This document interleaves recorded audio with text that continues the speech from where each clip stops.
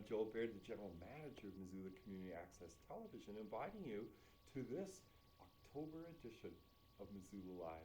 We've got a number of guests to talk to you today, and Kim is on holiday. Kim went to Italy, so I hope she's having a great time. She'll be back with me when we do the show again in 2 weeks. So the main news of MCAT is still the Saturday animation opportunity. This is every Saturday between 1 and 5 p.m. MCAT will host kids between the ages of 9 and 13 in an animation workshop in which they learn stop animation, some computer skills, some working together skills, and it's a small fee of $10 for one kid, or bring two for $15. So you don't need to pre-register. They had some instances the first time where they had to turn some kids away. So if you're worried about making sure there's a slot, give us a call, 542-6228. If you want to watch MCAT online, you can always go to mcat.org and learn a little bit more about the various services that we offer, including our media assistance grants. Any group in town can ask MCAT to cover an event. It could be a keynote, performance. You get up to 12 hours of staff time for a $50 co-payment. The program has to be non-commercial and run on MCAT. So, that being said, I'd like to welcome my first guest. It's Mike Hopkins. He's a legislator for House District 92. Welcome. Thanks for being on the show. Thanks for inviting me. Yeah, you know it. So, this interval between the legislative session has found you with one whole legislative session in your experience. Two now. Wow. There was the 2017 session was the first one, then Yeah. since we just finished the 2019 session, and I guess one special session as well. So you're kind of a veteran. Yeah. Well, I mean, compared to some of the other people in the legislature, not so much, but, Right. but I think I got a pretty good handle on things now, which is nice. Great. And what are some of the bills you've been interested in sponsoring? So I work on the Appropriations Committee where we build the state budget. So the last two state budgets I've been involved in making, Yeah. and then I chair the State's Infrastructure Committee, which is a subcommittee of appropriations where we put together the state's infrastructure bills, including the last one that passed during the 2019 session. Wow. So what would you say like the state of finances for Montana are right now? Is it looking good? Is there surplus? Well, so there's always the financial sense and then the political sense. In the Right. financial sense, we're really solid. I think the last two budgets, the 2017 as well as the 2019 budgets, are the best budgets that I've seen in Montana since I've been involved in politics. On the politics front, we had the 2017 special session, as it were, and that got things messed up pretty good. But in the legislature, you have revenue estimates, which are, I mean, for all intents and purposes, based on as much data as you have, but best guess estimates. Right. And so sometimes they hit really good, sometimes not quite so much. And this last one that we had, almost hit right on the noggin, which is pretty rare. Yeah. So, no, we're doing good. And we've made a couple of different fiscal policy changes over the last couple of sessions, which prepare us far better for any kind of future downturn, which I think is just as, if not more important. So financially, the state of Montana is in a really good place right now. Nice. Oh, and describe for people watching your district, which is a part of, certainly within Missoula County, but it's so large when you were talking about it. Yeah, so I represent House District 92 here in Missoula, and that Yeah. starts over in East Missoula, goes through West Riverside, Milltown, Bonner, through Piltsville, Tura, Clinton, and then back over through Potomac, Greeno, into Seeley Lake and Condon. Wow. So it's basically everything that's not in the city on that side of the county. Right. And that must involve several hundred square miles of territory, right? Yeah, it's a large one. I think it's probably the largest district in Missoula County. The only other one that's close would be House District 97, which is over towards Lolo and going all the way to the Montana border with Idaho. Interesting. And in a way, there's a sort of like urban-rural interface within your constituency, right? Yeah, every district's unique. Yeah. It's kind of cheesy for a representative to say, I love my district, but my district's just really cool because you really have 5 different economies, 5 different ways from folks in education to contracting, construction work, to farming, ranching, to tourism, timber industry, and just recreational living, rural living. It's pretty all-inclusive. I like to say it's a pretty decent snapshot of, what I consider Montana on the whole. Yeah, yeah. And when you hold like town meetings or something, like how do you get a sense of, given such a large area, what your constituents' concerns are and such? Well, one of the nice things about living in 2020 is I think we were talking about it a little bit earlier, there's a lot of different ways for folks to get in touch with their legislators these days. So when you're doing town hall meetings type of stuff in or any larger district that includes both semi-urban and rural, you got to do multiples. So you'll have one in East Missoula, one in Bonner, Clinton, in Potomac, in Sealy, in Condon, etc. But I also put my cell phone on all of my literature. Any way of looking me up online includes my cell phone number. So I talk to probably 15 to 20 constituents a day, slightly less on weekends. Sure. But in addition to that, there's emailing. You can contact me on Facebook and Twitter, so there's a lot of different ways to get in touch, which is helpful because it's a pretty spread out district, and the folks in different areas have really different needs and interests. And had you always had, you'd mentioned, for instance, you attended University of Montana. Yeah. You were part of ASUM, the student union, which has elected people in it too. So did you always have like an interest in being a politician and that kind of service? No, quite the opposite. I was never a huge fan of government. It always felt to me like no matter who was elected, nothing really ever got done. And not that it'd take too long, but their C-SPAN, they do the House of Representatives, and one time I saw somebody at a podium yelling and screaming and pointing at different chairs, and he was passionate, and then it started swinging back for the camera, and the entire place was empty. And you realize that he was pointing to empty chairs and yelling at people that weren't there. And, Right. I might have colored me stupid, but I just didn't realize that it was so much theater. So then figured that it was probably more about the folks that you had doing it rather than the actual system itself, and went back to college to get an education in public budgeting and public administration, which I now use over in the legislature doing public budgeting and public administration. All right. Oh, interesting. And when the legislature's in session, you're up in Helena, right, for the 90 or plus days, that kind of thing?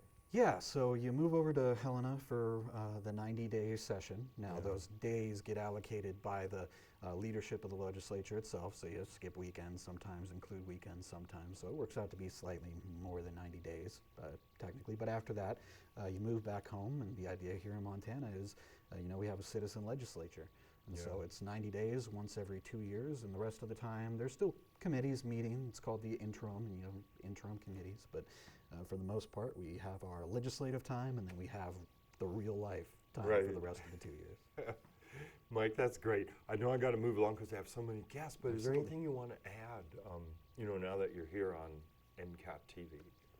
I would just really quickly make a pitch for the good bipartisan work in the last legislative session. We got an infrastructure package that was the first time a complete one had passed in 10 years. Wow, over $2.7 billion worth of an investment in roads, bridges, schools, waterways, sewer, etc.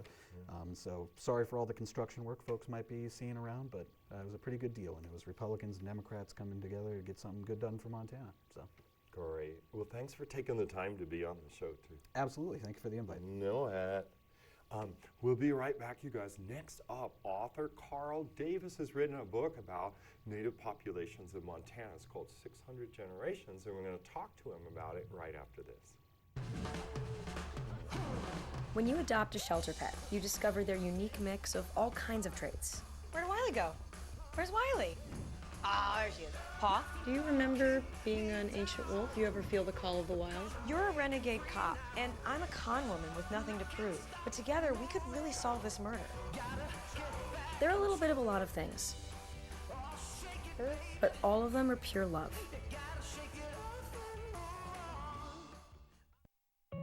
Julie was always a voracious reader. She'd carry 2 novels on an airplane because she'd read one on a 3-4 hour ride. And at some point, I began to notice that she would read a page and couldn't remember what she had just read, and she'd have to go back and read it again. I don't remember much these days after I read, but less does for me, and I love it.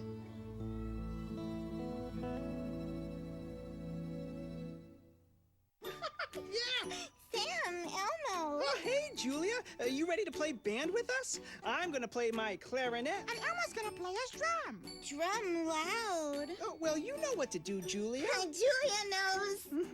With Julia's autism, loud sounds can be too much. But she still loves to make music. Play band. Early screening for autism can make a lifetime of difference. Find out more at screenforautism.org. We're back, you guys, with Carl Davis. Welcome, and thanks for being on the show. Thanks for having me. You know it, and congrats on the book, 600 Generations. Now, I'll tell people a little bit about your background. I mean, I know you as a friend, but I also know from that you worked as an archaeologist for many years for the U.S. Forest Service in the various regions in Montana, right? Correct. Well, did that lead to your interest in documenting the generations of Native Americans? Yeah, you know, over many years of practicing archaeology and doing public archaeology, just trying to get people to understand that the indigenous cultures that were here, I thought I got a lot of questions about really basic things, and so I said I need to write a book and try and cover that ground. And so while I was working for the Forest Service, I really didn't have time, but when I retired, I jumped in and tried to write this little public archaeology book. Yeah, that's a great, I'm gonna make sure, I didn't ask you to clip on this, Mike. Sorry, people at home. I wanna make sure people can hear you really well. So you had been able to use your archaeological research when you had the time to write the book? Yeah, over many years I thought, oh, this is a really important site. For example, there's a site called the Anzac site, which is one of the first. It's 13,500 years old. It's an Ice Age site, and there was a little child burial, and it's really an important site. And so I thought, that's an obvious one. And then I picked some other sites that were later in time that were equally as compelling, at least to me. So I wrote about 12 different sites that. So that's the structure of the book. Like if someone were to pick up this book, and Scott, did you show a picture of it? Oh, thank you. So this is, I think, from your publisher's website. You know, just so people at home could see the cover. Right. Too. So if people were to get the book, what they would expect is a journey through 12 different archaeological sites. So you describe each one in relative detail and what was found there. And are the sites once discovered, are they then preserved, or are the artifacts removed and then a 7-Eleven goes in? Or, you know what I mean? Yeah. Like, is it then repurposed, or are some sites so important that they're kept there? You know, it's a combination. Some sites are so important that they've been left as is. There's a site, a 9,000-year-old site called Barton Gulch, and it was disturbed by placer mining many, many years ago, but it was purely an archaeological research project.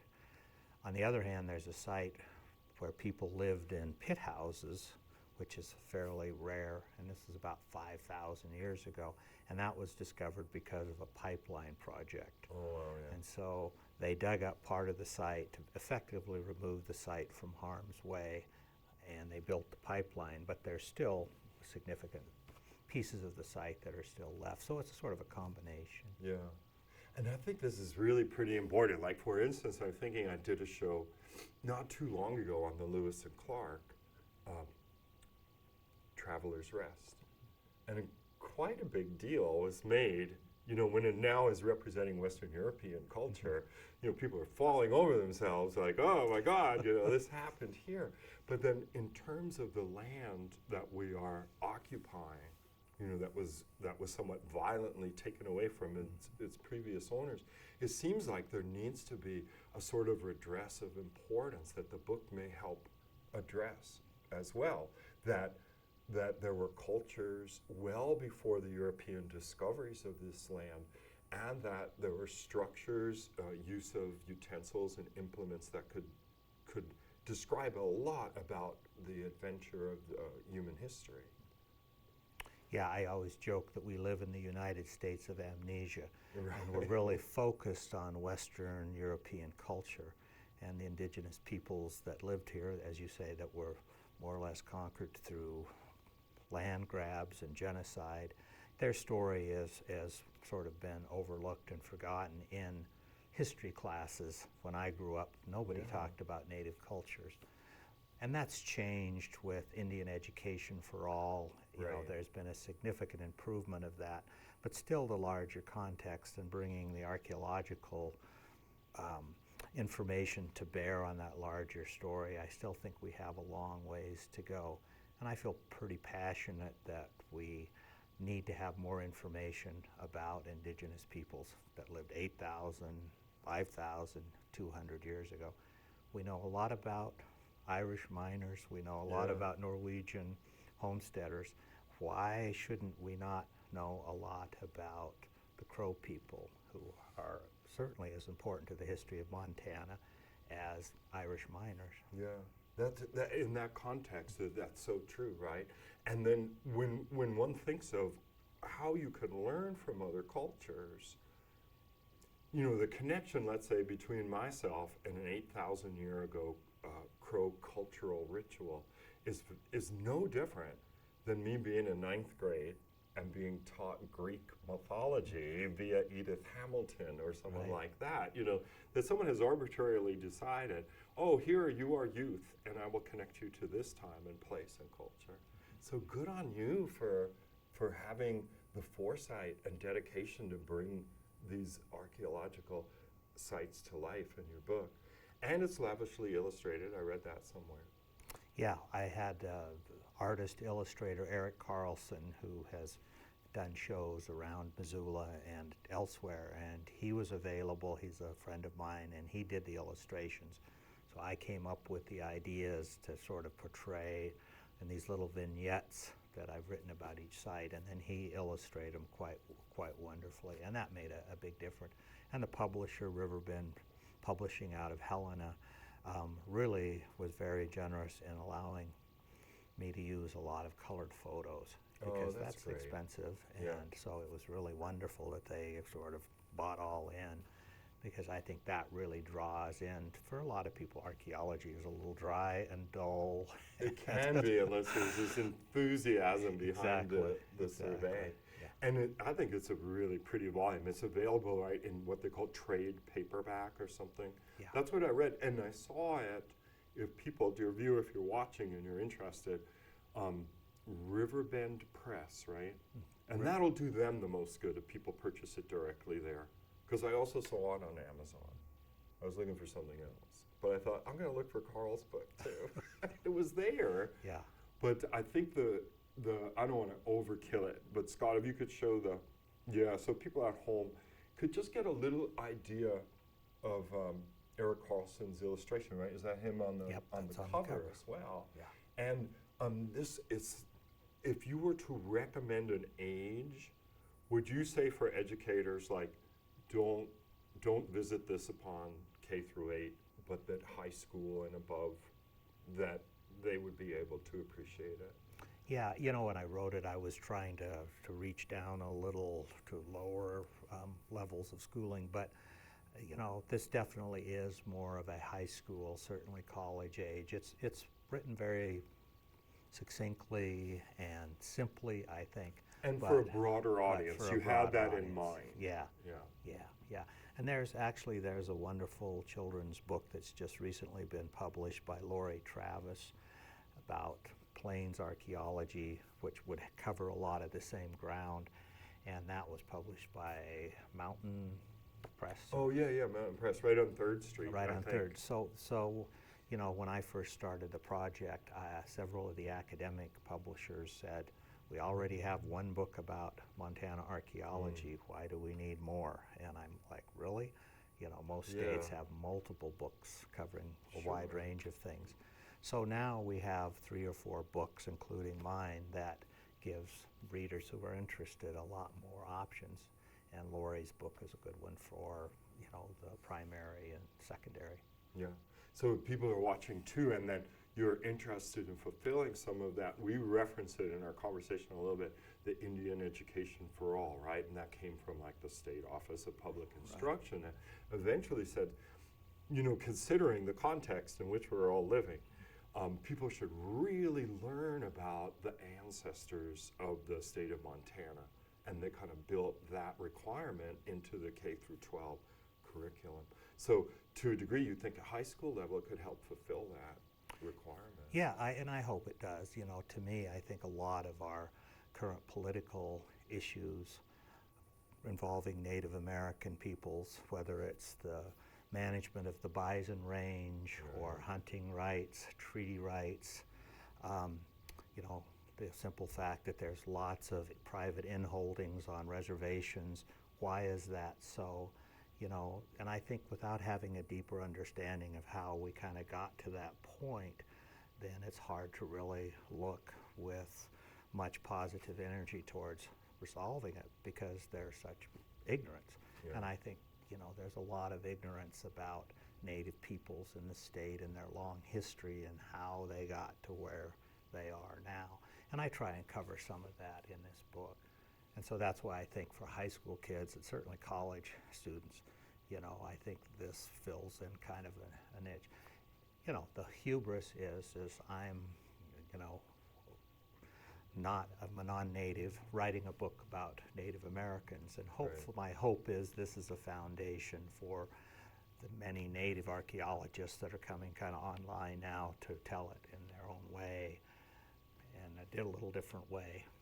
But so this is written sort of from the quote Western science point of view, and I tried to fold a lot of the indigenous viewpoint. I had tribal friends review chapters and, you know, offer comments. So I think it's a little more inclusive, but eventually hope, you know, tribal archaeologists will write their own histories far better than I can.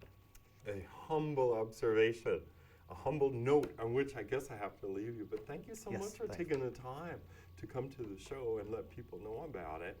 I know I got to move along. I'm not paying enough attention to the time, dear viewer. But once again, we've been visiting with Carl Davis. He's written a book called 600 Generations, which covers 12 significant archaeological sites of Native artifacts, Native civilization within the state of Montana. And you can get it from Riverbend Press. You heard it here. So next up, I can't even remember who's supposed to come out here. There's so many people eager to share a small portion of their lives with you, dear viewer, right after you watch this. I don't want to talk about it.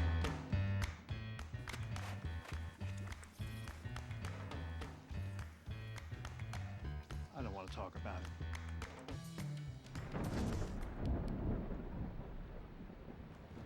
Families don't have to talk about everything, but they should talk about how to plan for an emergency. Get tips and resources to make your family's emergency plan.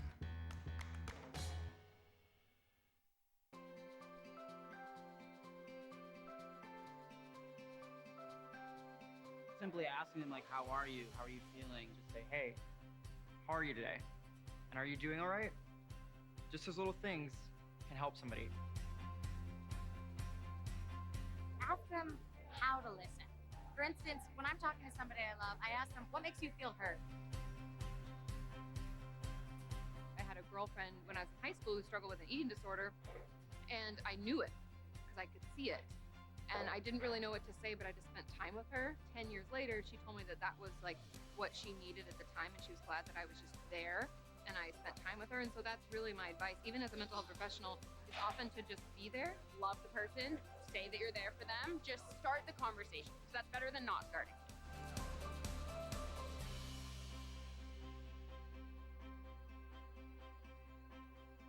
Okay, we are back with Asaph Adonai. Welcome, Asaph.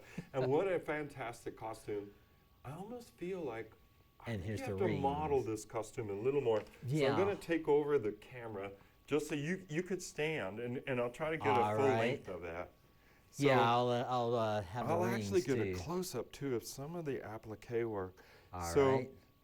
the reason Asaph is here is that he's going to start to play at Southgate Mall for the holiday season. Right. And to get in the holiday spirit, he has caused to to come into creation these wonderful costumes after the style of the great popular entertainment pianist Liberace. Yes. Okay, you could say that. I'll do the top. I mean, it seems yeah, silly, and but you see I had the what can I do? candelabra here and the Yes. rings on the fingers. I don't know if it Yes. shows up on camera, but Yeah, it does. But So before we tell start- people what's going on. Like, you want to give your acknowledgments to both Rococo Bridal. Yeah, Because they built for you 4 costumes. that's like correct, you're and the wearing. cape too. And the cape. Yeah, Rebecca Wagner and Deborah Stebbins, they are the owners of Rococo Bridal and Yeah. Tuck. So they Now, they how spent did this the come entire about? year. Did you just go in there and say, make me Liberace costumes? No. It please?" was And they're like, sure. Mountain Line bus driver RC. It was Okay. his idea. He started this whole Liberace thing. Yeah.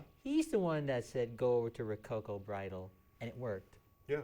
You mean he And- said, just go there, ask them to make you 4, is it 4 different Liberace costumes? Well, originally it was 2 costumes, but it Okay. turned into 4. Turned So into I'm 4. Really and humbled. then this one is sort of like cherry blossom.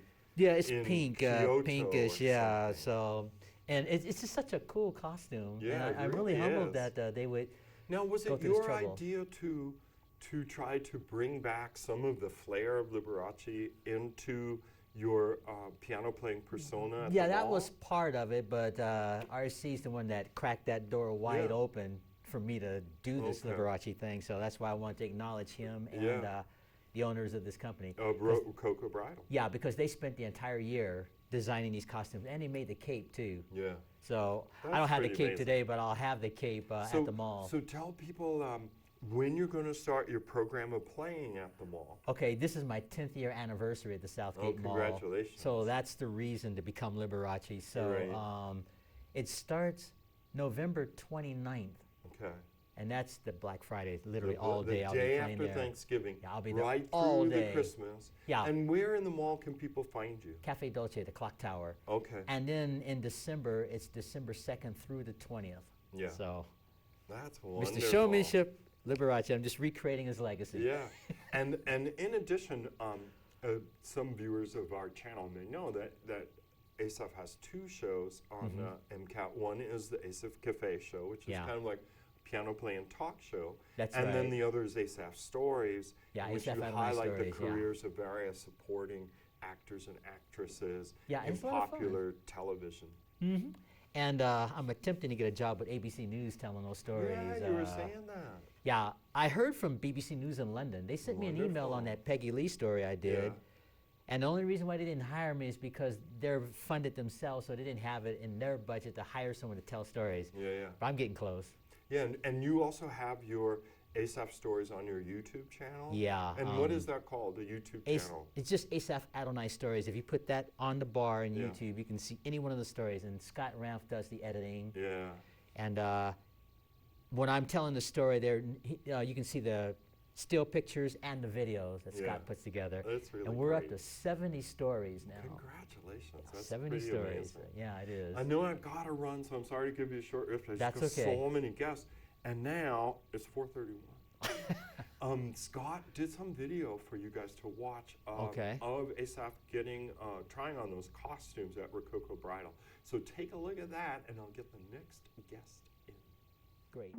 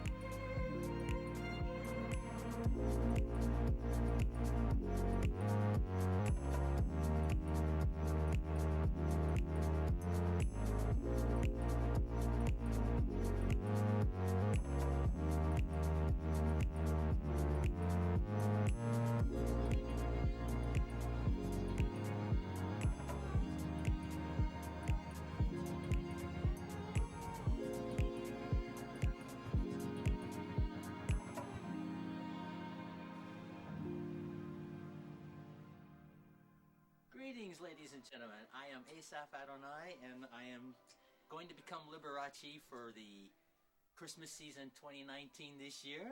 So I hope you'll come in and see the show. This is really fun reenacting the legacy of Mr. Showmanship himself, Liberace. And I will be playing the piano, and Scott Ramp and Ian Studio will be doing some videotaping, and we're just going to have a lot of fun. And I want to acknowledge Rococo Bridal because they designed this Liberace costume. Oh, we're back already. We're back with Kat Cowley. Thank you so much for taking the time to be on the show. So, you are running the University of Montana Food Pantry, which was established for the image of the starving student, which you were saying earlier, unfortunately, is not a very nice cliche, and a lot of people have lived through it, and the pantry's attempting to redress that cliche of having to be a starving student. Absolutely. We know at according to the Real College survey that we ran last year, around 41 to 44 of our students experience food insecurity. Yeah. And we want those students to know that we are here to support them, and what they are experiencing is absolutely not normal, and that hunger in college is in no way a rite of passage. Right, because a lot of people say, oh, well, you know, they're students, so that means they're not eating very well, and they're buying 10 ramen for $1 and things like that. So the pantry is relatively new, right? Just this year, or has it a longer history? We started work in July 2018 and then opened our doors for the first time on February 1st, 2019. So we're just over 6 months old. Wow, congratulations. Thank you. So how does it work? Is it kind of like the food bank? Do you guys solicit like canned goods and other durable items to be donated? Absolutely. We're able to purchase some food from the Montana Food Bank Network, but we don't have a very big budget, so we prefer donated items. Right now, I think 95% of our stock was donated by community members, students, and staff. Wow. Yeah. And is it located in the University Center? Yes, we're in UC room 119, which is right next to the student government office. On the first floor, right Yep. there. So do people show like their student ID to gain access to the pantry, or how does it work? So we have a brief intake form, much like Missoula Food Bank and Community Center. And that's mostly so I can track how many visits we get per month, and so that I know if that student needs access to other resources like SNAP or housing. But students walk in, and I don't ask for student status, I don't ask for proof of income. All I care is that they found us and they want food. Yeah. And do you put then a limit on the takeaway part? We limit number of visits per month, so we ask that students come back twice per month. Of course, unless they're not able to carry enough food home, they're welcome to come back more often. We ask just shop with care. If you notice, we have 700 cans of green beans and 4 cans of oranges. Maybe take 1 can of orange and 8 cans of green beans. Yeah. And if people watching want to donate, do you guys take the items like only during certain hours, and they need to bring them up to UC? It's definitely easier if they're donated while we're open, but we always have a basket right outside our door, and building services will stick those donations in our room. Oh, eventually. Oh, that's great. Yeah. So right now, what do you think? Is business kind of brisk? Are students are aware of the service, and they're really eager and grateful to utilize it? Yeah, we've definitely seen kind of a dramatic uptick in number of students coming to visit. Today is October 21st, and we've had 21 new students in October. So compared to last semester, I get maybe 10 to 15 new students every month. Yeah. We've doubled since May, which is awesome because more students know we're there. Yeah, and I think awareness, you know how it is. Like something is there for 6 months, but then down the road. And I was going to ask you if the faculty, the staff, do they do a lot of the donations because they know and they are up on campus all the time? I definitely have some staff come in and say, I had a student ask me for food during an advising appointment, so I made sure they know you're here. So we had a ton of staff and faculty who donate to us because they personally know students who have struggled. Right. We have some who donate because they have struggled in the past, and others who donate because they believe food is a human right and they want to do whatever they can to help. And I assume you'll find more and more students coming as the semester wears on and as the academic year wears on, where students are paying, you know, other expenses ahead of food. Yeah. Where you know, everyone knows rents in town are often disproportionate to income, whether that's a student loan or a part-time job and stuff like that. And have you found a lot of families, or are you mostly dealing with single students? I think around, last time I ran a report on this, around a quarter of the students who shop with us have told us that they have families. We're working on trying to gather more household size information while respecting student anonymity. And that. Yeah. And you're funded somewhat by ASUM, like as a function of like a student activity club. Kind of. We haven't gone through final budgeting with them yet because we just got adopted. So right now, everything we're funded on is grants and donations, and sometimes the university center is able to help us. Oh, that's good. Yeah. Because you're right there where there's a lot of food court and so on.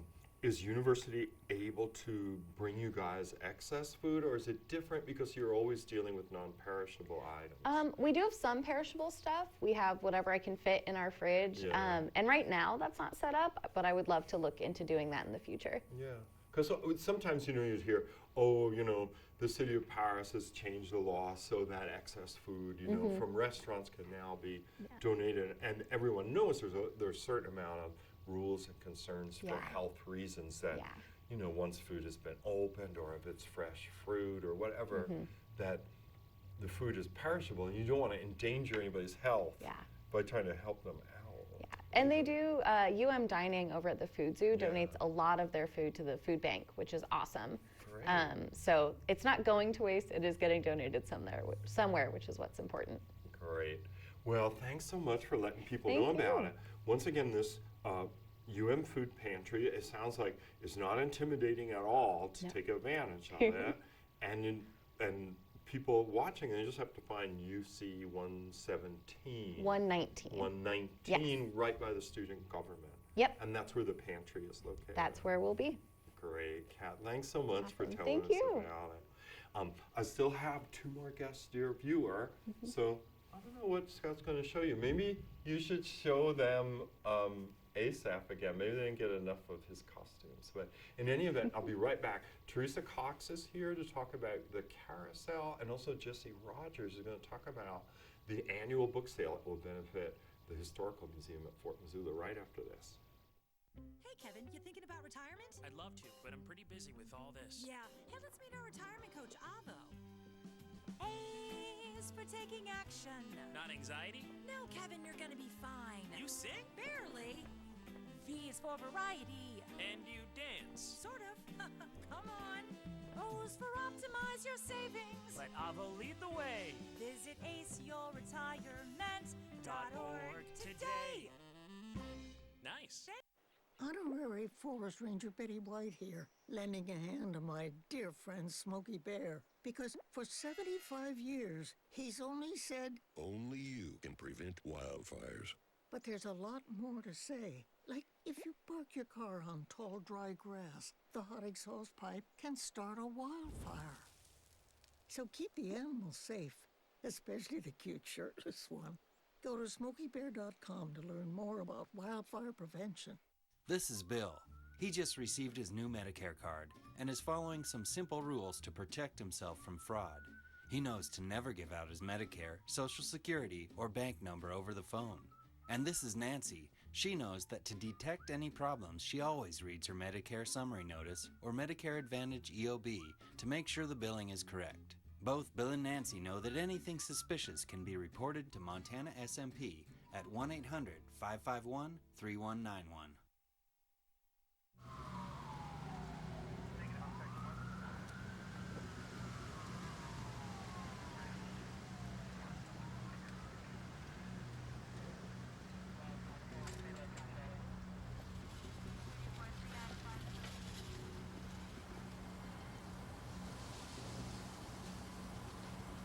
No text, no call, nothing is worth losing a life over. Put it down, it can wait. That's so true. Very No true. distracted driving. Well, Teresa Cox is here to talk about a wonderful interval in the history of the carousel for Missoula. Thank you so much for taking the time. Well, thanks for asking. Yeah, so you want to tell people that probably already heard about it, but in your own words, what happened recently regarding the carousel for Missoula? We had a woman called and said, I would like to give a donation to the carousel, a substantial donation. You know, we're supported mostly by small donations, not small to us, but what other people might consider small. And she gave us $1 million. $1 million. $1 million, yes, something I'd never expected. We've waited almost 25 years for it this time. And it's really important to let people know that we're going to put that money into an endowment. Right. So it's not going to be like, I don't have $1 million in my checkbook. Yeah. We're still going to depend on the community to help the carousel continue to go in circles all the time. It's really important for that ownership because the community owns the carousel and we want them to remember that. And we want to make sure that that money stays in the endowment for years to come when we don't have such generous donors who can help us keep going. Right, because it took 25 years for this pretty momentous event, though. I mean, still, I think you guys should take a big breath of pride and celebrate, too. Pretty excited. Because it's really related to decades of dedication and hard work on your part, so. Well, lots of people. Congratulations. Thank you very much. And lots of people. Yes, that's lots right. and lots but of people. But it kind of needs a core and so on. And so this donation was made by a lady whose brother was instrumental in the early carving of the carousel. He was one of the original carvers. His name was Alex McDonald. Yeah. He was a totally lovely man. I just really liked Alex. He died last year. Oh, just last and year. We had a party at the a gathering at the carousel for the family, and that's when I first met Pat. The woman who gave us the money is Patricia his Donlan. sister, right? Right. Yeah, and then she said, you know, this is something I really want to do to memorialize my little brother. She told me lovely stories about him growing up, and yeah, she's great. So that's really is amazing. And but as you said, I think that the carousel, its board and everything, are making obviously, you know, a very wise decision to save that money for a rainy day and have an endowment. And there might be projects in the future, like just recently. Of course, everyone may remember when the gear went out. Right, yes. And that was a big to-do, right? It was a huge thing, and luckily Andy Troutwine and Mike Seitz came down and fixed it for free, which was amazing. And tomorrow Andy's going to come. We have a little defective piece of equipment in the playground we haven't been able to use, so he's going to come tomorrow and take it out, and then we're going to do some work around that. But what if there wasn't an Andy? Right. And actually, we had a lot of machinists in town come to us and say, you know, I can fix that. He just got there first and did such a fabulous job. I'm so glad that he came down and did that. Right now, people remember the carousel. They remember how we got started. In another 25 years, maybe they won't. Yeah. And that's the time when that $1 million is really going to be necessary to keep the carousel going. And with any luck, let's hope, courage and faith is all we can have, that amount will grow over time. Absolutely, yes, that's you know, what we're hoping. If you had spent it right away, then it wouldn't grow over time and you wouldn't have that security, which must be a wonderful thing, though. It is. So, I don't know, I didn't want to spend too much time on it, but I thought if you had the time to pop by. Well, and I appreciate that. Can I also tell you that Dragon Hollow is Haunted Hollow this Friday and Saturday. We did it last Friday and Saturday. It'll be again this Friday and Saturday from 6 to 8:30. It's a haunted house or a haunted hollow that is designed for kids 12 and under, so it's not very scary. It's not like you're going to take your child someplace and see chainsaws and like you bloody do out at the fairgrounds. Right. Now they got that, I can't remember what they call it. But Yeah. Boy, that's scary. So it's gentle. It's gentle, yep. And we do, when you get off the Scarousel ride, they'll say scary tour or not so scary tour. So if you have older kids and they want to go on the scarier tour, and we have a lot of people in there, and the tour guide will say, oh, and here we have a scary ghost, and then they know that they should beef up the scare a little bit. I see. But we make sure that small kids are not going to be frightened by it. Oh, nice. So that's Friday and Saturday coming up this weekend. Between 6 and 8:30. 6 and 8:30. It's $5 a person. 2 and under are free. Oh, pretty good. Yeah. Well, Teresa, congratulations. Thank you very much. I'm so happy for you and the organization. Thank you. Next up, Jessie Rogers is our last guest, and well, we've got 8 minutes for her. she's going to be talking about a very important fundraiser for the Historical Museum at Fort Missoula, which is their annual used book sale, which is a whopper. And I wondered if you, Scott, could show people the time lapse. I think it's on their website. So I went out last year, maybe the year before, and here's the time lapse. You could take a look at all the work they do at Heritage Hall for the book sale. We'll be right back with Jesse.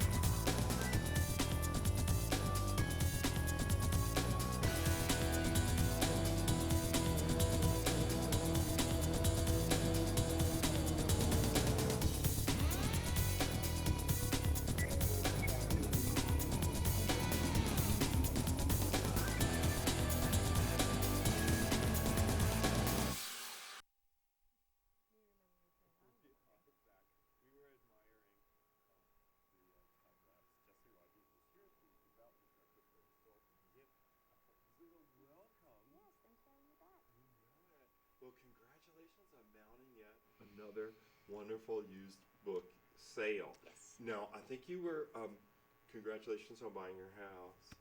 I think you were dealing with that when I brought a boatload out there. Yes. Well, it was a truckload. And I was introduced to the T1 building, which also is going to be very interesting news for another time, you know, the courtroom and whatnot. Yes. But I just want to tell people at home this selection is going to be awesome because I had never seen so many books collected in one place. It was almost like the building was haunted With books? by books. Yeah, Yes. the ghost of books past. No doubt. I mean, you got so many donations, right? You had to throttle them down a little bit too. Yeah, I mean, we had to actually do a kind of tell the community that thank you, you're amazing, but we can't accept any more right now because Right. we are through the rafters. We're putting it in people's offices. I am literally like almost sitting on books in my office. Right. They're over here, they're over there. And it's going to be a great sale. We have every genre you can think of, and we have subbed them out a lot more. Like every year we twist it out a little bit. So this is our 10th anniversary, which so is it's a super exciting. well-practiced event. Oh yeah, it's like a chaotic greased machine. Right. But so each year we find that we can really shore it up a little bit more. So this year we've added a few more subgenres with our fiction. Instead of just having hardback and paperback, we have mystery, we have romance, we have true crime, we have the horror. We've really worked to even get it down more so that people know what they want to find. Because some people are mystery people, you know, and that's what they want. And like you say, other people are like, no, I like the thriller, the political thriller better.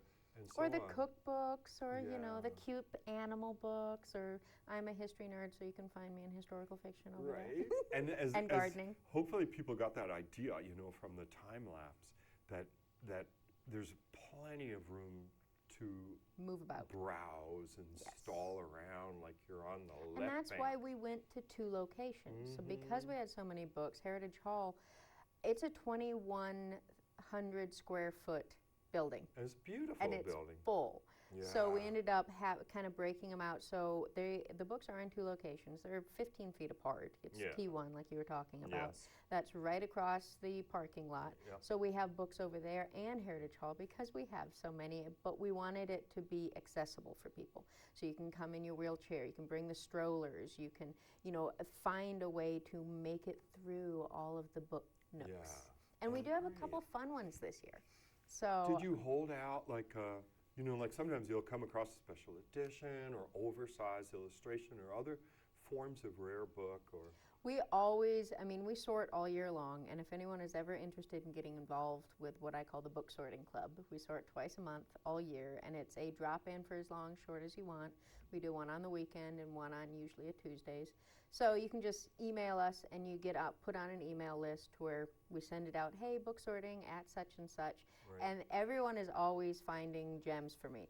I walk into my office on Monday after there's been a big book sorting during the weekend, and there's just like random books with lots of little notes brought in like, for me. They're like, check this out.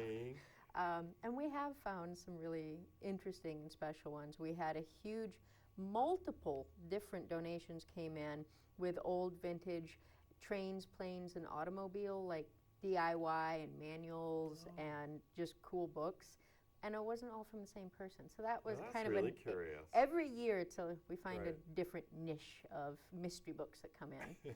But this year, because it kicks off on Halloween, so it kicks off on Halloween, you Yes. can't forget that. That's a Thursday? It's a Thursday. Yep, we go from Thursday, October 31st through Sunday, November 3rd, and Thursdays are a long day, so that it starts at 10 a.m. and goes to 7.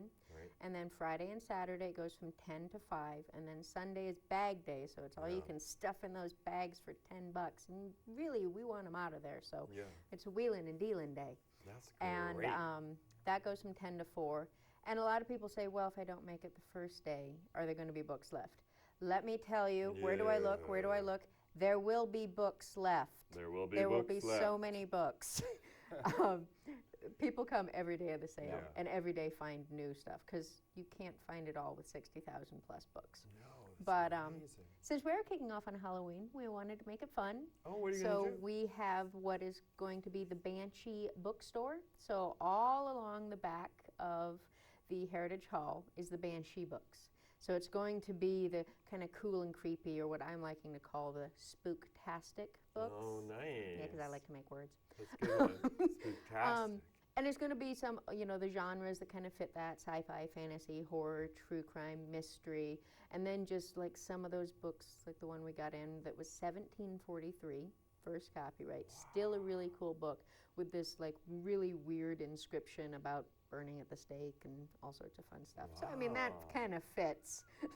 A book of spells, yes, perhaps. you never know. So that'll be kind of a fun area to play around with. yeah. And then we're doing the first 25 adults that come in on Thursday who are dressed up in costume. We'll get a baddie for books, reusable book bag. Very nice. So that's kind of fun. And candy for the kids and the Yeah. adults because, you know, I love chocolate. Right.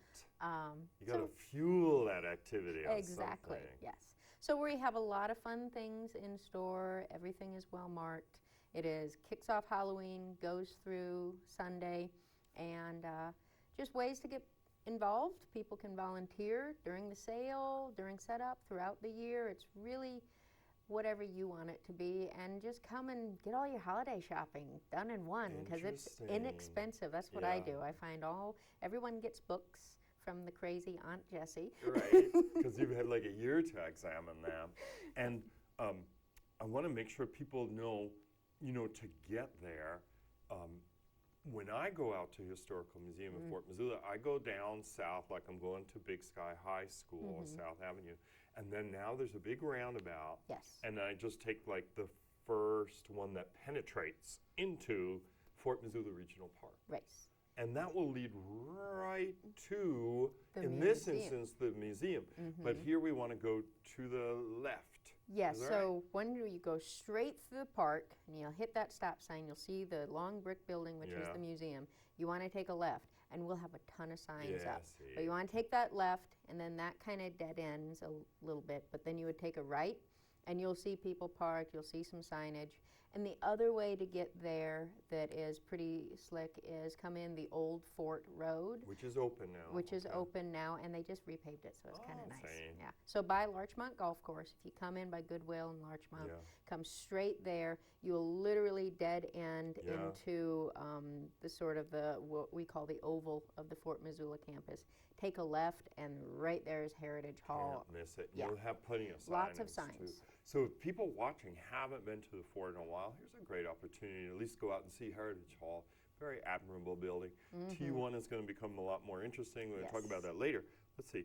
We've got 1 whole minute. Woohoo! Is that it? Throw up the time lapse again. 2 minutes. Scott says 2 minutes. And in that 2 minutes, maybe, we should point this out that as we were discussing, because of Teresa and the great donation to the carousel, that this is a very important fundraiser for the Historical Museum. And even though the museum is supported in part by county tax dollars or what have you, as you were saying, all the educational programs, all the extras that the museum is able to offer comes from this kind of fundraising support, like the Friends of the Museum and activities you undertake to enhance the base. All of the funds that come in through the book sale, because this is a Friends of, we have a 501c3R, this is the Friends of the Historical Museum's book sale, and other fundraising activities that we do throughout the year, those go straight to restoration projects, to educational programs, to having interns out so that they can help us and also build skills. So you know that when you make a donation to the Friends of the Historical Museum, all of that money is going into programs and services and restoration for our community, because our amazing community did vote in the mill levy that allows us to keep our electric on and our doors open and staff paid. So administrative costs are covered. But if you enjoy coming to our new exhibits, you like the Harvest Festival and the 4th of July and all of the cool historic iconic buildings out there that we restore, all of that is through the Friends. So that's a really great way to know that your money going to a Friends group like the Historical Museum's Friends, all of that money is literally going into what you love about our history. Nice. I know we better leave it there, but Jessie, thank you. Of course. Thanks for putting on the sale. And thank you, dear viewer, for watching this edition of Missoula Live. We'll be back here in 2 weeks' time with another show. Until then, I'm Joel Baird. Thanks for watching.